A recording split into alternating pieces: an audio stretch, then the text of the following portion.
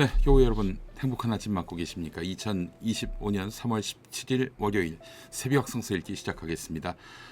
오늘 창세기 4장 1절에서 16절 말씀을 본문으로 살인범 가인이라는 제목으로 함께 은혜 나누겠습니다. 코리텐붐이라는 분이 있습니다. 나치 수용소에서 포로로 감금됐다가 가진 어려움을 겪었죠. 나중에 가해자들을 용서했던 분입니다. 용서의 화신으로 통하는 코리텐붐이 하신 말씀이에요. 용서는 감정을 따라가는 것이 아니라 결심의 문제다. 내 감정에 따라서 용서하고 말고 하는 것이 아니라 결심을 해야 된다는 것이죠. 네, 자기를 죽여야 가능한 게 또 용서 아니겠습니까? 그런 용서일수록 더욱 가치가 있다, 이런 얘기입니다. 자, 창세기 4장 1절에서 16절 함께 읽도록 하겠습니다. 아담이 자기 아내 하와와 동침하니 아내가 임신하여 가인을 낳았다. 하와가 말하였다. 주님의 도우심으로 내가 남자 아이를 얻었다. 하와는 또 가인의 아우 아벨을 낳았다. 아벨은 양을 치는 목자가 되고 가인은 밭을 가는 농부가 되었다. 세월이 지난 뒤에 가인은 땅에서 거둔 곡식을 주님께 제물로 바치고 아벨은 양떼 가운데서 맛배에 기름기를 바쳤다. 주님께서 아벨과 그가 바친 제물은 반기셨으나 가인과 그가 바친 제물은 반기지 않으셨다. 그래서 가인은 몹시 화가 나서 얼굴빛이 달라졌다. 주님께서 가인에게 말씀하셨다. 어찌하여 네가 화를 내느냐? 얼굴빛이 달라지는 까닭이 무엇이냐? 내가 올바른 일을 하였다면 어찌하여 얼굴빛이 달라지느냐? 내가 올바르지 못한 일을 하였으니 죄가 너의 문에 도사리고 앉아서 너를 지배하려고 한다. 너는 그 죄를 잘 다스려야 한다. 가인이 아우 아벨에게 말하였다. 우리 들로 나가자. 그들이 들에 있을 때에 가인이 그의 아우 아벨을 쳐 죽였다. 주님께서 가인에게 물으셨다. 너의 아우 아벨은 어디에 있느냐? 그가 대답하였다. 모릅니다. 제가 아우를 지키는 사람입니까? 주님께서 말씀하셨다. 내가 무슨 일을 저질렀느냐? 너의 아우의 피가 땅에서 나에게 울부짖는다.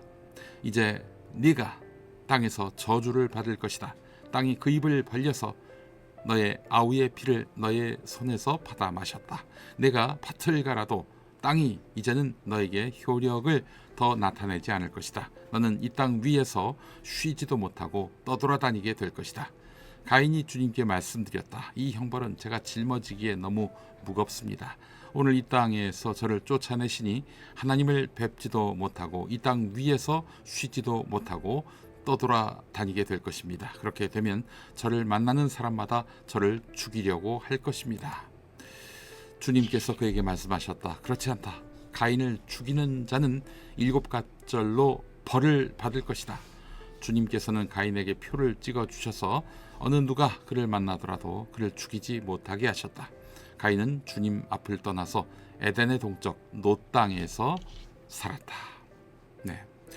오늘 우리는 성경 속에서 가장 오래된 형제 이야기 가인과 아벨 이야기를 보고 있습니다. 죄와 심판 그리고 하나님의 용서와 자비를 묵상하게 되는 대목이죠.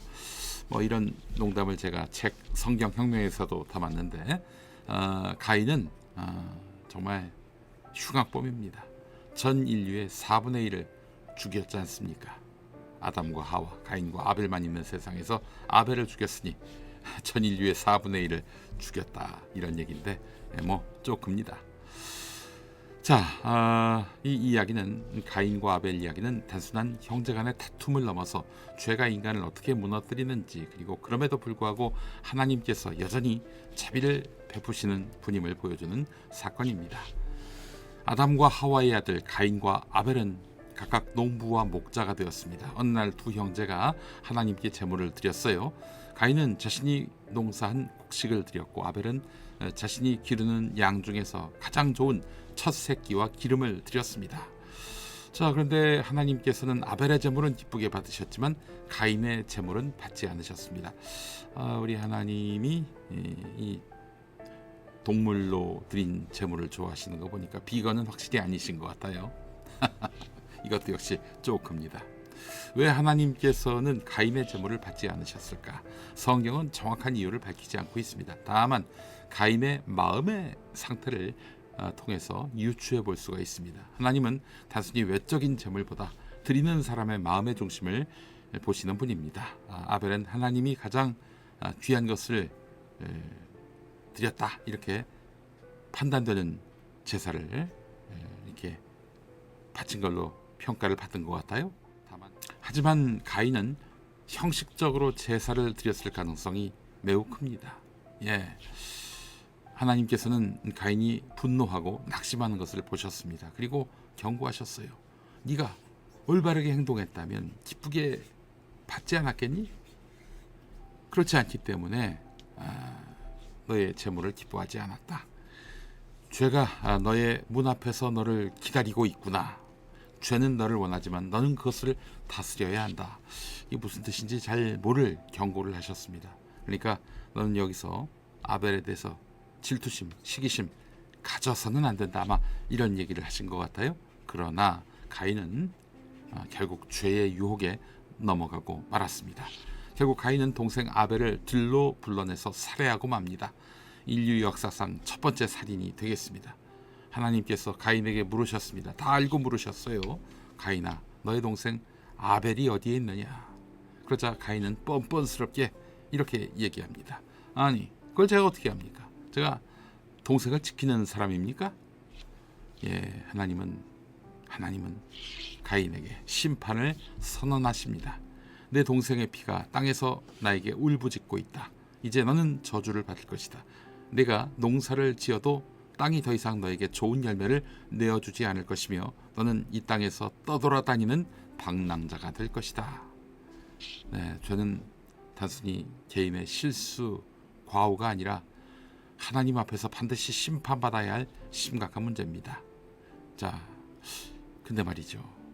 하나님은 가인을 완전히 버리지 않으셨습니다.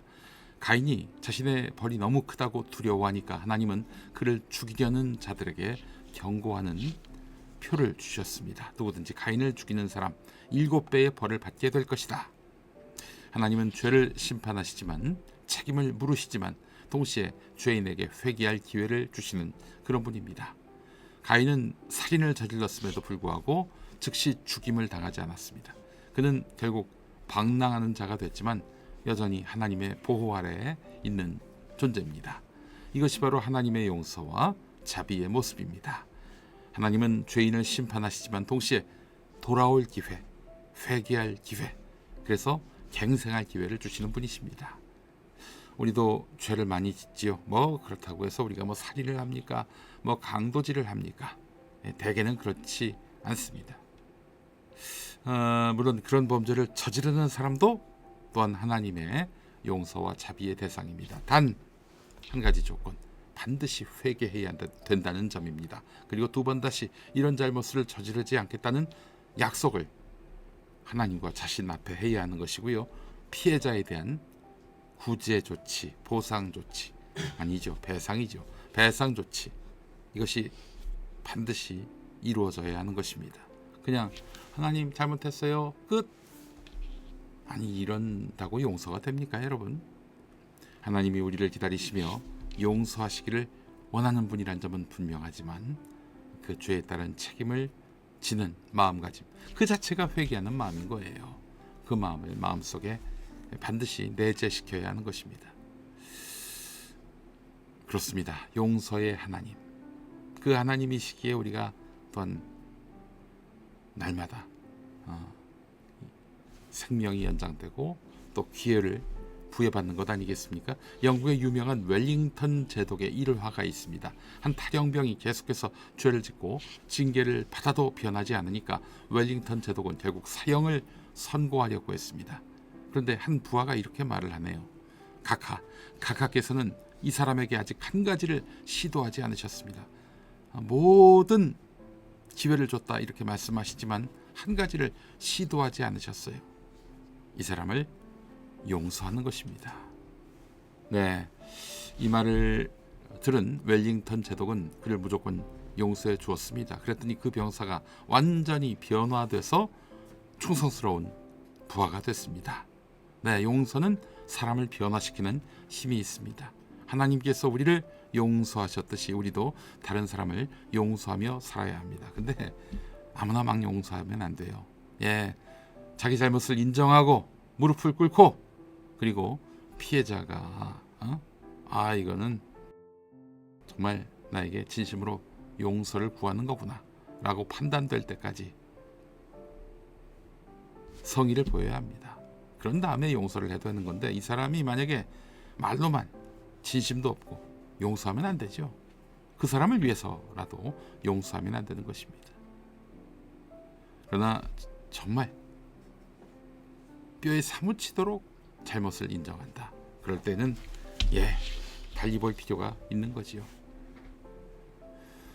자, 우리 모두 가인과 같은 죄성을 가지고 있습니다. 우리 마음속에서도 미움과 분노가 자리 잡을 때가 많습니다. 하지만 하나님은 우리의 죄를 심판하시면서도 동시에 용서하시고 회복의 기회를 주시는 분입니다. 가인이 바로 그랬습니다. 완전히 무릎을 꿇고 머리를 땅에 찌으면서 피를 흘리면서 용서를 구했던 존재. 하나님은 그를 넉넉히 품어주셨습니다. 예수 그리스도께서도 십자가에서 우리를 위해 피를 흘리셨는데, 우리의 모든 죄를 덮는 하나님의 가장 큰 용서의 증거가 아니겠습니까? 하나님의 용서를 날마다 받는 자로서 죄를 다스리며 살아야 하겠습니다. 하나님이 주신 사랑과 자비를 실천하는 인생에 그 스스로도 사랑과 자비를 또 받게 되는 것이죠. 자, 오늘 말씀 기억하면서 죄를 이기고 용서를 실천하는 삶을 살아가는 우리 모두가 됐으면 좋겠습니다. 함께 기도하시죠. 사랑과 자비가 충만하신 하나님 아버지, 죄인을 심판하시되 완전히 버리지 않으시고 여전히 돌보시는 하나님의 크신 은혜에 감사드립니다. 가인이 동생 아벨을 죽이는 큰 죄를 저질렀음에도 불구하고 그를 완전히 멸망시키지 않으시고 그의 생명을 보호하셨습니다.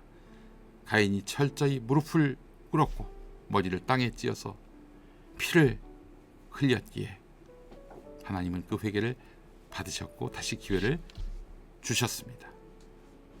늘 하나님께서 저를 단번에 버리지 않으시고 다시 돌아올 기회를 주시며 자비로운 손길로 감싸 주심을 믿기에 가인에 대한 그 은혜를 또한 우리는 마음속 깊이 이해하게 됩니다. 하나님, 저에게도 가인에게 주셨던 회개의 기회와 보호하심을 허락해 주옵소서. 제 삶 가운데 하나님의 뜻을 깨닫고 죄를 멀리하며 더욱더 주님께 가까이 나가는 믿음을 주옵소서. 예수 그리스도의 이름으로 기도합니다. 아멘. 네, 예수전도단 부흥 앨범 중에 부흥 함께 하겠습니다. 우리의 죄악 용서하소서. 네, 이런 가사가 우리 가슴에 파고들지요. 예수전도단의 부흥 함께 하시겠습니다. 자, 저는 내일 다시 오겠습니다. 감사합니다.